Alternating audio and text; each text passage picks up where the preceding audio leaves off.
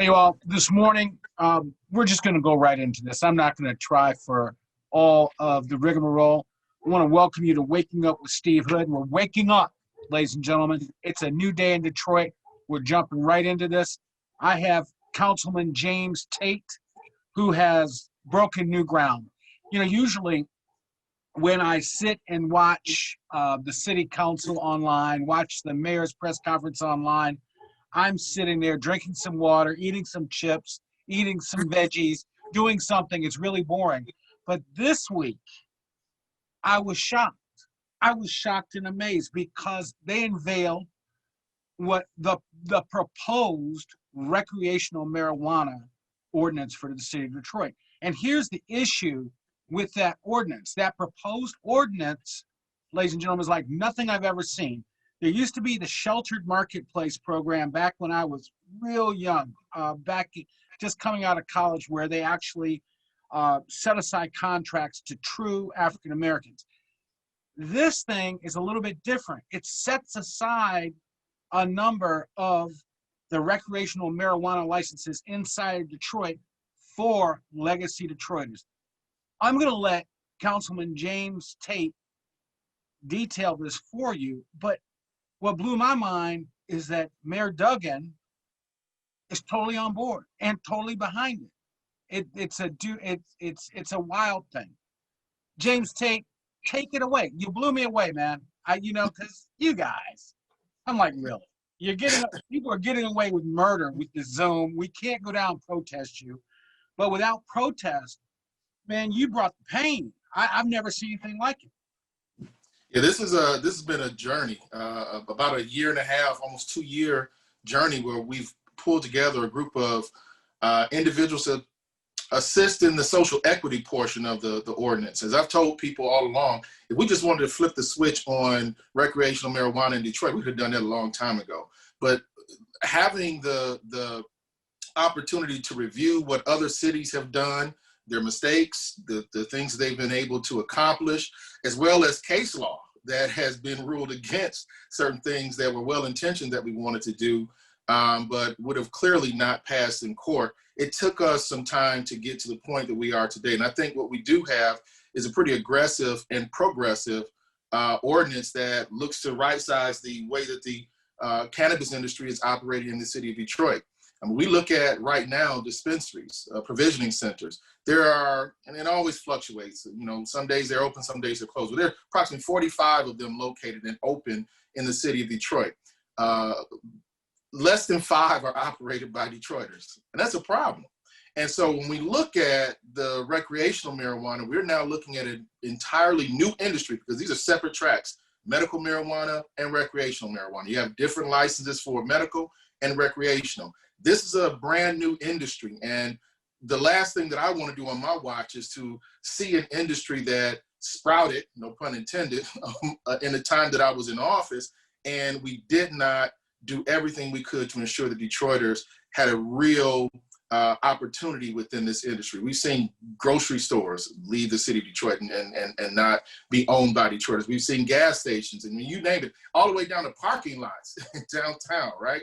All of this has changed over time, and Detroiters are consumers. And that's how, in my opinion, and just in the conversations and the threats of lawsuits that we've received thus far, that's how many want to keep it. But we've worked, and I think what we have is something that's well thought out and impactful. I don't want to interrupt you, but it's like it's slavery, okay? People come into our city, they make money off us, then I leave the city. Then they leave the city. Now, I only know one gas station owner, my good friend Mo Bazzi, that reversed the trend. He actually had so many investments in Detroit, he moved his family from Dearborn into Detroit. That's the only one I know. And when I think about the African-American owned dispensaries, I believe there's only one on 8 Mile. The rest are not on high traffic areas where you're going to have all those people, you know, where you're going to have the foot traffic.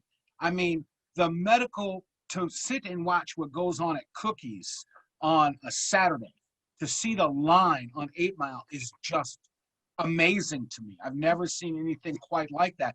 And that's just medical marijuana. So take us into it. let's start with the requirements of what is a legacy Detroiter and what does it all mean?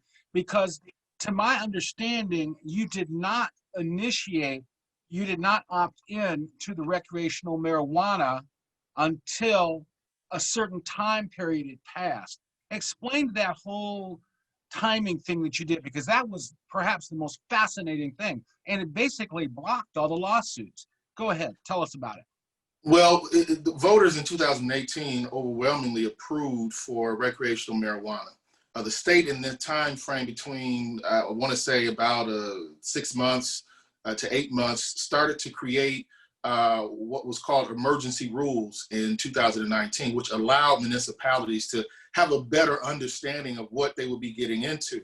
The city of Detroit, along with, I would say at the time, 80+% of the municipalities in the state of Michigan had voted to opt out, had decided to opt out. Some of which were saying we were not going to do it ever. Some said we're going to have a wait and see attitude. Some, again, still not sure what they wanted to do. We knew we wanted to enter into it because, the voters overwhelmingly stated that they wanted recreational marijuana. The challenge was, of course, balancing this industry that has been resistant to opportunities for Detroiters, but then also balancing that with the sense of oversaturation for Detroiters. And we know that prior to any ordinance coming into effect back in 2015, when the medical folks besieged the city of Detroit, we had more than like 300 in the city, which was ridiculous. And that's what a lot of people remember. So we had to strike a balance. Over the time, we assembled about no less than 40 members of the cannabis community, some of which are in the industry, some of which are advocates. And we broke those down to various committees, one dealing with Legacy Detroiter, one dealing with financial aspect, one dealing with researching legal analysis. And we also worked hand in hand with the law department as well to make sure that we were on pace to hopefully get something done by the end of this year.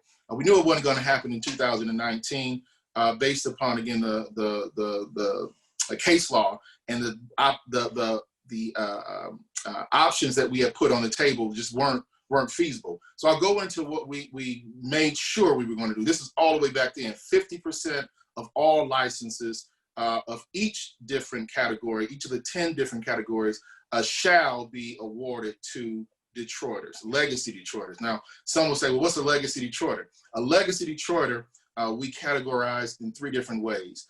Each one of these, you have to have lived in the city of Detroit for at least a year prior to your application. So that's one requirement that is for all 3 of those categories. So here's the 3 categories.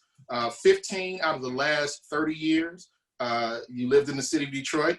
You are a legacy Detroiter. Again, you still have to have lived in the city of Detroit for at least a year prior to your application. And what that does, that 1 year, it prevents those who try to game the system. I haven't lived in the city for 15 of the last 30 years, but I'm going to go and get a rental and just put my name on it. No, you have to live in the city of Detroit for at least a year prior to. So the second leg of that 3-legged stool is for low-income individuals. And we know that the war on drugs definitely ravaged financial situations for families. And so for those who are low income, we say 13 out of the last 30 years, and we still have that residency of 1 year requirement for application. And then lastly, the group that we absolutely wanted to make sure that we took care of in this ordinance, and those are individuals who were previously incarcerated for marijuana-related convictions. These are individuals who, they're members of our family and they were sent away, gone for years. And so we know that they don't have potentially long tracts of history in the city of Detroit based upon their incarceration. And so we looked at it and said 10 out of the last 30 years for individuals who were previously incarcerated. It just doesn't make sense when we have folks who are making a huge amount of money off the same plant that has incarcerated our brothers and sisters, mothers, daughters, members of our family. We look to rectify that. Okay, let's talk about it. So starting December 1st, people can go get pre-qualified through the Marijuana Regulatory Authority in Lansing. Well, no, you can do that right now. Go get pre-qualified. This is what we're telling people today. Go to Lansing and get pre-qualified for social equity status, because once once we don't have an ordinance approved yet. We have our ordinance on track to be approved by November 24th of this year. But the reality is, when it finally goes into effect, you're going to have to go through a City of Detroit process as well. Take care of the state stuff first. So go get social equity registered and qualified. And what that does is it identifies what discounts, what fee reductions you will receive from the state. Some of those licenses go as much as $25,000 for a particular license. And just being in a disproportionately impacted community like Detroit, which has been designated, you get 25% off. Some of the licenses are as low as $8,000, but that is the goal for the state. But here's my issue with it. If you go on right now and you want to get pre-qualified, the licensing fee for pre-qualification is $6,000. Yes, sir. I talked to one of my favorite law firms, the Cronin law firms. I said, okay, let's say I decide to get off my anti-marijuana stance and go get pre-qualified. How much is it going to cost me? Sabrina Cronin said, upwards of $10,000 from my group. So right there, and I mean, they get people through it. They've been doing it. They're out in Bloomfield. They get it done. They and Tanya Stapleton from Detroit have an incredible track record. I didn't check Tanya's prices, but they're talking 10 G's at least. Okay, so you're out $16,000 before you get pre-qualified. Before you even come to the city. Right, before you get to the city. Yeah, and that's what we want to remind people. We got a lot of folks who are saying, hey, I want a license, I want a license, I want a license. This is a business. So you've got to go online, read the information, MRA, the Michigan, the Marijuana Regulatory Agency. You want to familiarize yourself with that website because that's going to tell you where to go and get your social equity application and certification, your pre-qualification as well. But see, you just mentioned about that huge dollar amount for the licensing fees for the state of Michigan. We know that we're going to have some licensing fees as well that may be out of reach for Legacy Detroiters. So what we also put in as a benefit for Legacy Detroiters, Legacy Detroiters will pay only 1% of any fee that we have for licensing in the city of Detroit. We haven't, again, come up with that fee scale, but typically it's about $5,000 for the application costs and licensing. Okay, I hate to put it like this, but doesn't it then behoove the big operators on 8 Mile to play that little game we call Pick a Negro? All right, pick someone and pay for them to go all the way through the process? Yeah, but we're going to be their straw person? Yeah, that was something it's called Pick a Negro. Actually, it's called something else. It's called Pick an N-word, but people get mad at me for saying that. Pick an N-word. Yeah, we focused on that aspect. Again, if you look at the ordinance, there are many angles where we are addressing. Say it. I dare you. To get around the issue of straw individuals. Straw. Yeah. So what we did was we made sure that the Legacy Detroiter has to be 51%, not only in equity, but ownership and operation as well. And we're going to make sure that the documentation that is brought in shows exactly that information. Now, on the front end, you come in and you provide us with the documentation. In actuality, there may be something different going on. We have the CREO department, Civil Rights, Inclusion and Opportunity. They're the ones that are designed to monitor this process. We're also bouncing around, creating an entire department to deal with this particular issue of marijuana regulation in the city of Detroit. But as of right now, we have multiple departments that we pulled together, as you saw in the ordinance, police, law, CREO, and others that will help to determine where some of those gaps may be. But upon renewal, if there is a business that has found a straw person to be the front man, right? To be the front man, that will jeopardize completely their opportunity for a renewal because we're going to follow the paperwork. We're going to follow the documentation. Again, this is the benefit of us not jumping right in on the front end in 2019 and waiting. You said upon renewal, but how long is that? So they'd operate a year? They could actually get away with it for a year or something like that, and then? Yeah, we're again working through the process of review during the year as well. Don't want to make any promises that I cannot keep because I don't run the department, right? So I'm also looking at the capacity. We have to also work right now to build up our capacity to address all of these other concerns. I'm the guy who creates the ordinance. We worked with the administration. There was a commitment, a wholehearted, full-throated commitment to ensure that the City of Detroit's departments are up to speed in terms of capacity to deal with the scrutiny that's going to be put forward, but then also the onslaught of those who are looking to get licenses in the City of Detroit. Okay, let's stay on the state for just 1 minute, then I got to move to the City of Detroit. On the state level, the financial requirements are amazing. I decided to go look through the whole thing. I mean, because you guys really gave a great presentation. So I went through the whole state thing. That is no joke, okay? That is no joke. I'm not going to reveal my finances, but even I would have trouble meeting that right now without somebody helping me, okay? Without getting, being a PAN, So how do people get there if they don't have the money? I mean, and I'm one of those people that's closer to the top of the food chain of indigenous Detroiters than most, okay? How do people get there? I mean, outside, unless you're a doctor or, something like that, how do you have that kind of cash, okay, and those kind of reserves? Yeah, I'll tell you, we're limited in what we can do from the state standpoint. The state has its own set of laws. The state they're constantly making some alterations to their social equity program to try to include additional Detroiters. Those discounts are at this point, the only financial assistance that is provided thus far. So we're outside of the state process. We can't control it. I'm concerned about once the individual comes to the City of Detroit and making sure that our fees, especially legacy Detroiters, our fees are not exorbitant. And again, we have dropped them down to 1% of the actual fee cost. So let's get into the City of Detroit. Are you going to change the zoning maps? Yep. So we're not at this point contemplating changing zoning. So then how does a person get a new recreational place if all the places are taken up? But they're not. So here's the deal. What we have to do is clean up the language that we have in our ordinance or within our zoning. So we're not going to absolutely change the laws in terms of where the zoning is, in terms of 1,000 feet, 1,000 feet, 1,000 feet. I'm firm on that, and listening to residents in the City of Detroit, many of them are firm with that as well, at least as of right now, while this new industry is still growing.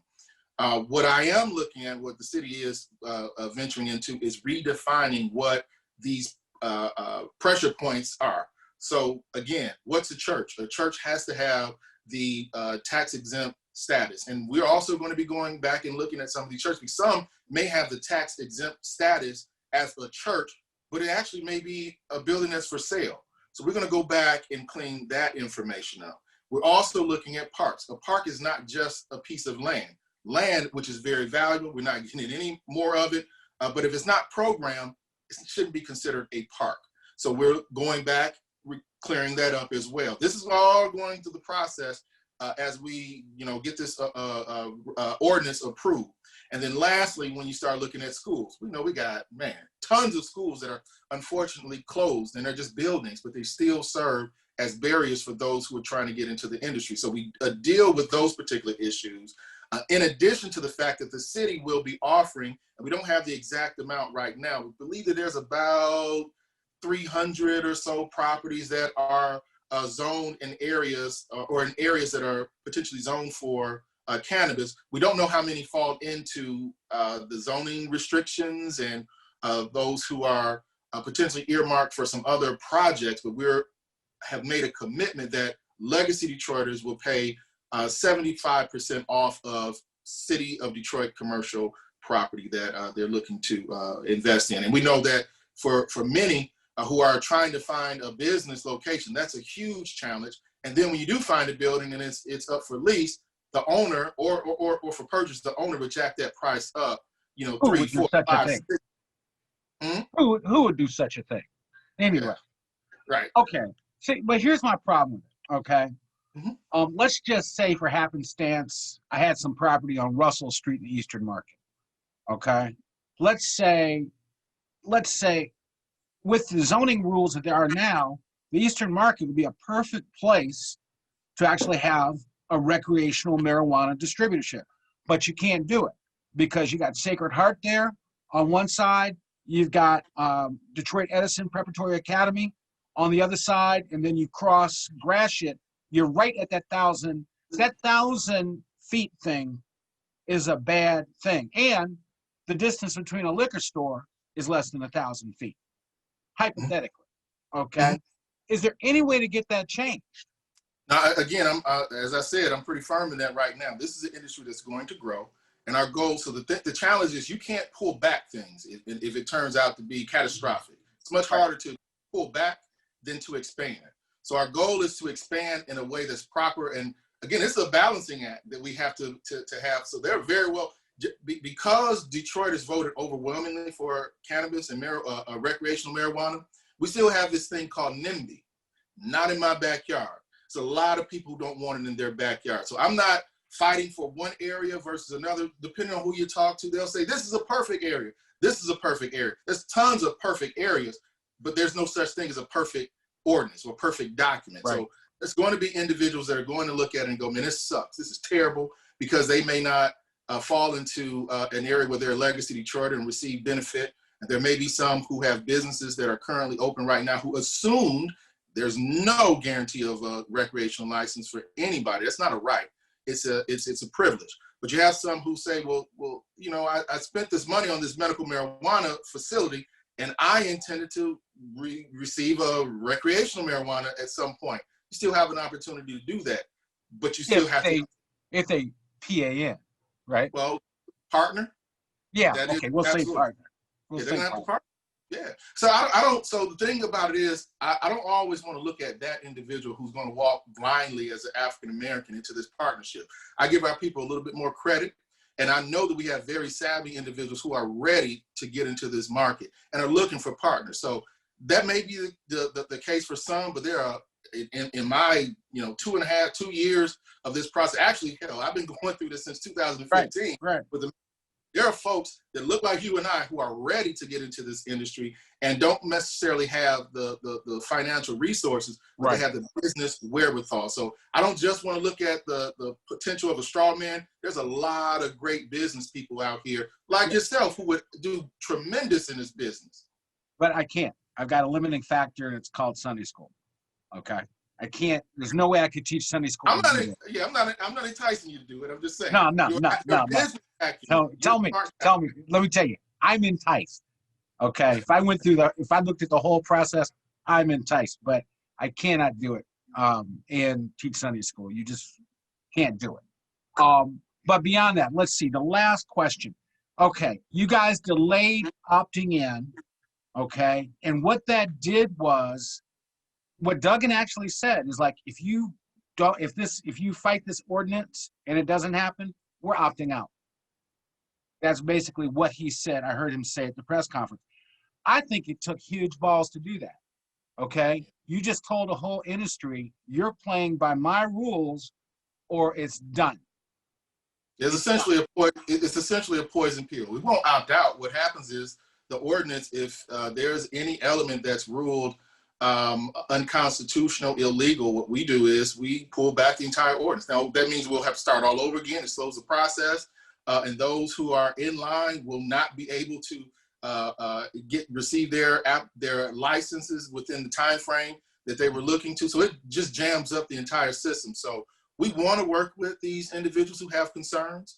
This is the time to have those conversations. But the reality is, as I mentioned before, no matter who you talk to, there's going to be something that you see that's imperfect with this ordinance, like any other ordinance. And we're very, very firm in ensuring that we have opportunity, diversity, and equity within the cannabis industry in the city of Detroit. Okay. Last question. Marijuana is still illegal on the federal books. You can't use a bank. Have you thought about anything you can do for banking for these people?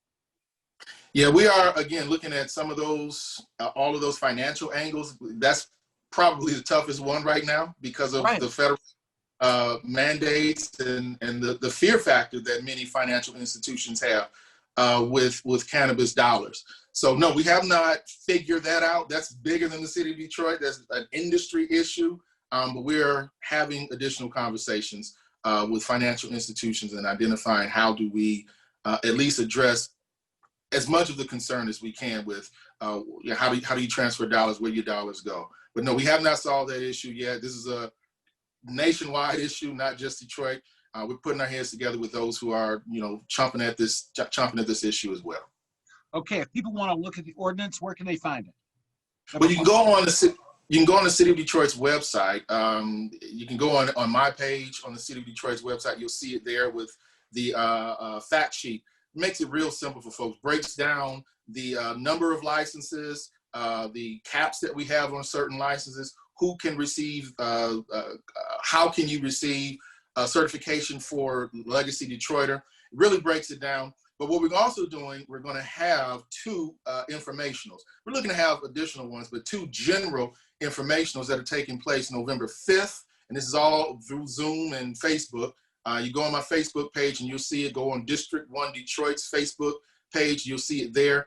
But November 5th on a Thursday at 6 p.m., we're going to have Q&A with me as well as the city attorney who helped draft this ordinance, Kim James, does a tremendous job. And then we're going to do another one that following Thursday at 6 p.m. as well on November 12th. So we want people to chime in, give their opinions, whether they approve of it, don't approve of it, have recommendations for amendments. This is really now in the hands of my colleagues in the community because we did a tremendous amount of work for a year and a half, and I'm looking forward to my colleagues prayerfully approving this ordinance by the 24th of November. And the reason that's a target date is because that's the date that City Council goes on its winter recess.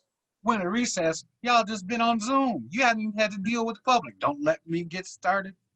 Y'all, man, don't calm down. If you I don't think you want to trade seats right now, Steve. Man. I don't think you want to trade seats. Councilman Tate. What I will say, just one last thing for those who are keeping their minds open about this industry and trying to get into the industry again, go get state certified because that happens first for social equity. And then the other thing is under my proposal, licenses will not be handed out until August 1st. That's when the first license will go out, and it will be to a Legacy Detroiter first because we have a 1-to-1 ratio. So we're not going to put aside and allow all of the dispensaries who are currently operating to get in first, have that major competitive advantage before we allow Detroiters to get in. So again, something that we learned from the industries throughout the country. But August 1st, under the current proposal, we are going to be issuing license. So it gives you time to get all those things you need done before you come to the city of Detroit. And I implore anyone who's thinking about this industry to do just that. Get ready now. All right, James Tate, I want to thank you for joining us. We're going to come back up to your district on the other show and visit you at your favorite coffee shop again. So. Yes, sir. All right. Yes, sir. Motor City Java House. I'll say it out. Motor City Java House. It's amazing. Right. All right, man. Thank you very much.